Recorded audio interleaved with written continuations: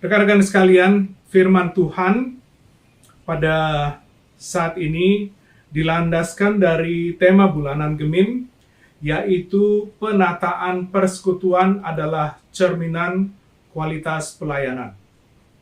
Kemudian tema mingguan adalah dipanggil untuk bersyafaat. Renungan saya beri judul prinsip-prinsip penting dalam doa syafaat. Sebagai pembukaan, Bapak Ibu sekalian, konteks daripada doa ini dinaikkan oleh Salomo pada saat ia ingin mentahbiskan bait suci yang baru didirikan. Pada pasal yang sama disebut berkat dan diakhiri dengan doa. Dan doa itulah yang kita akan pelajari. Kembali, renungan ini saya beri judul prinsip-prinsip penting dalam doa syafaat. Bagian yang pertama adalah publik atau doa di depan umum atau jemaat. Mari kita lihat ayat yang ke-12. Di situ dikatakan, kemudian berdirilah ia di depan mezbah Tuhan di hadapan segenap jemaah Israel. Kemudian ayat yang ke-13, karena Salomo telah membuat sebuah mimbar tembaga yang panjangnya 5 hasta, lebarnya 5 hasta, dan tingginya 3 hasta yang ditaruhnya di halaman. Ia berdiri di atasnya, lalu berlutut di hadapan segenap jemaah Israel, dan menadahkan tangannya ke langit. Sebagai catatan penting, doa syafaat yang juga didengar oleh jemaat, fungsi daripada jemaat tidak hanya untuk mendengar doa yang dinaikkan, tetapi juga mendukungnya dengan berdoa bersama-sama dan juga mengaminkan apa yang didoakan. Kemudian bagian yang kedua, penting. Doa ini dinaikkan dengan segala keseriusan, dengan segenap hati. Kita dapat melihatnya dalam 2 hal, sikap dan seruan. Doa ini penting, kita dapat lihat dari sikap Salomo dalam menaikkan doa ini. Mari kita lihat ayat yang ke-12, dikatakan, kemudian berdirilah ia di depan mezbah Tuhan di hadapan segenap jemaah Israel, lalu menadahkan tangannya. Demikian juga ayat 13b, ia berdiri di atasnya, lalu berlutut di hadapan segenap jemaah Israel, dan menadahkan tangannya ke langit. Posisi berlutut dan mengangkat tangan menunjukkan keseriusan pentingnya doa syafaat ini. Tapi tidak hanya sikap atau posisi menunjukkan pentingnya doa ini, tetapi juga dalam bentuk seruan.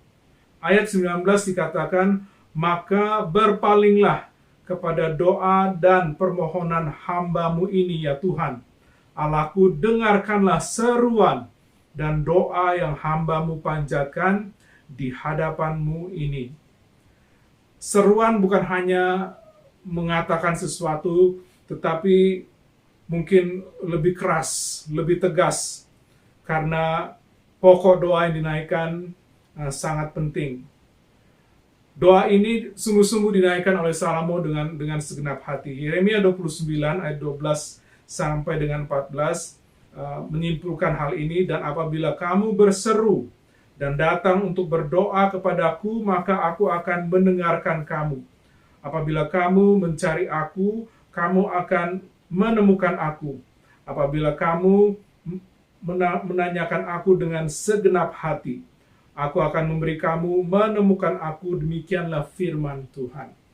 Kemudian bagian yang ketiga adalah penyembahan. Bagian dari doa Salomo atau doa syafaat Salomo adalah bagian-bagiannya untuk menyembah Tuhan.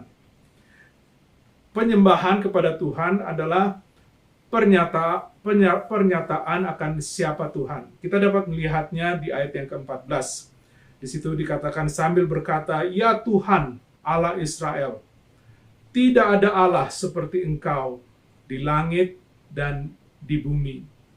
Salomo menyembah Tuhan, Allah satu-satunya, dan tidak ada Allah yang lain.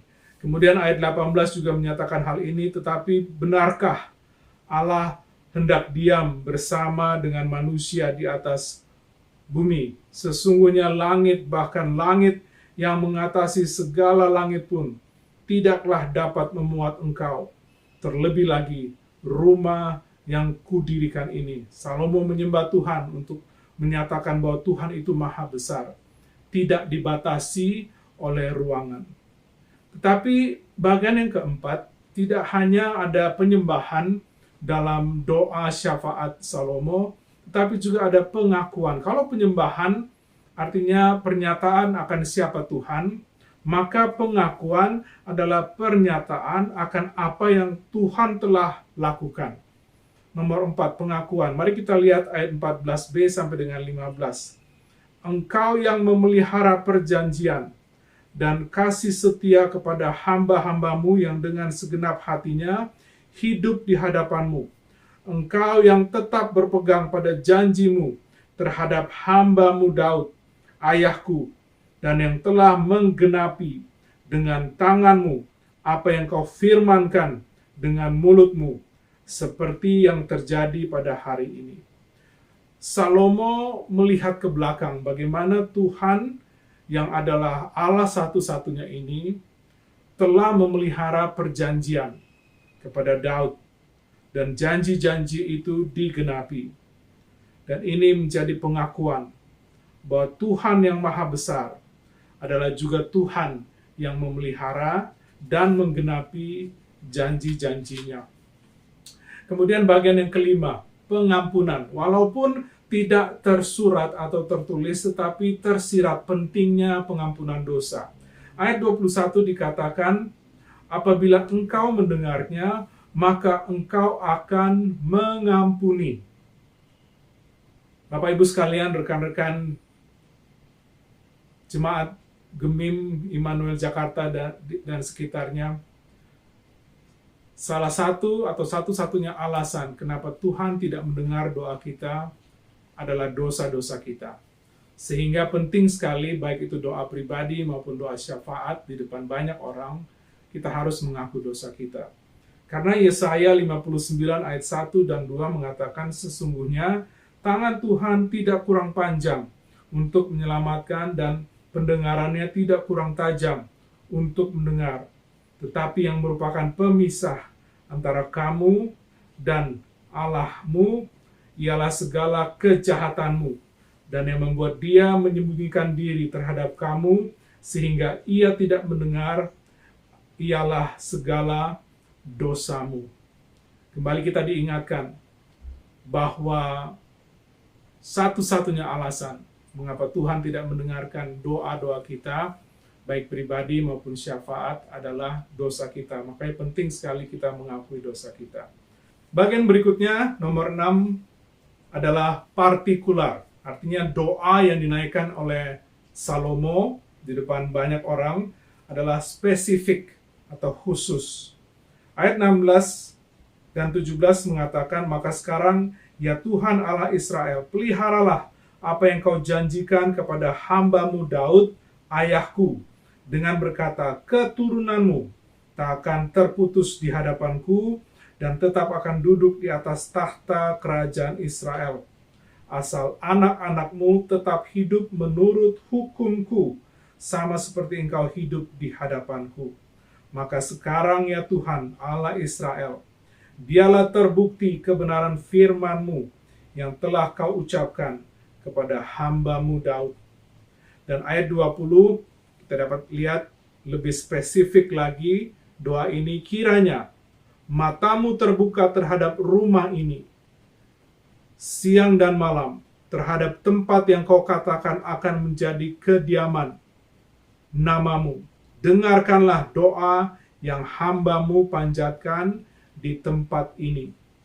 Jadi doa Salomo adalah doa yang khusus. Dia mengingat akan janji Tuhan kepada ayahnya Daud, kemudian dia menarik kembali atau dia mengucapkan kembali janji itu agar digenapi, dan kiranya juga Tuhan memberkati rumah bait Allah yang baru didirikan, supaya boleh memuliakan dan menyenangkan Tuhan. Dan yang terakhir, rekan-rekan sekalian, saya ingin kembali mengulangkan bahwa doa syafaat atau prinsip-prinsip penting dalam doa syafaat adalah di depan jemaat atau publik. Kemudian yang kedua penting, serius, dapat dilihat dari sikap atau posisi tubuh, bahkan dari seruan doa. Kemudian dalam doa itu ada penyembahan, dan kemudian dalam doa itu juga ada pengakuan siapa Tuhan, apa yang Tuhan kerjakan. Kemudian ada pengampunan. Kita baru saja melihat doa itu spesifik, partikular. Dan yang terakhir, permintaan. Kalau kita lihat, rekan-rekan sekalian, doa ini ditutup dengan 5 kali kata-kata dengarkanlah. Jadi ini menjadi juga menunjukkan keseriusan Salomo meminta kepada Tuhan untuk mendengarkan doa ini. Saya bacakan ayat 19 sampai dengan 21. Maka berpalinglah kepada doa dan permohonan hamba-Mu ini ya Tuhan Allahku. Dengarkanlah seruan dan doa yang hamba-Mu panjatkan di hadapan-Mu ini. Kiranya mata-Mu terbuka terhadap rumah ini siang dan malam, terhadap tempat yang Kau katakan akan menjadi kediaman nama-Mu. Kemudian yang kedua kali dikatakan, dengarkanlah doa yang hamba-Mu ini panjatkan di tempat ini. Ayat 21, dan dengarkanlah permohonan hamba-Mu dan umat-Mu Israel yang mereka panjatkan di tempat ini, bahwa Engkau juga yang mendengarnya dari tempat kediaman-Mu, dari sorga, dan apabila Engkau mendengarnya, maka Engkau akan mengampuni. Kiranya prinsip-prinsip ini tidak hanya menjadi teori, tapi boleh menjadi bagian dari pengalaman iman kita pada saat kita menaikkan doa-doa syafaat kita. Kita menaikkan doa syafaat kita di depan banyak orang, dan jemaat tidak hanya mendengarkan doa itu, tapi juga mendukung untuk saling mendoakan dan juga mengaminkan apa yang didoakan. Kemudian doa itu dinaikkan dengan segala keseriusan, dengan sikap dan dengan seruan. Kemudian ada penyembahan, bagian dari doa itu. Ada pengakuan siapa Tuhan, pekerjaannya. Kemudian ada doa minta ampun, doanya spesifik. Dan bagian yang terakhir, kita meminta kepada Tuhan. Dengarkan doa ini. Kiranya Tuhan Yesus memberkati pemberitaan dan penerapan firman-Nya. Haleluya. Amin.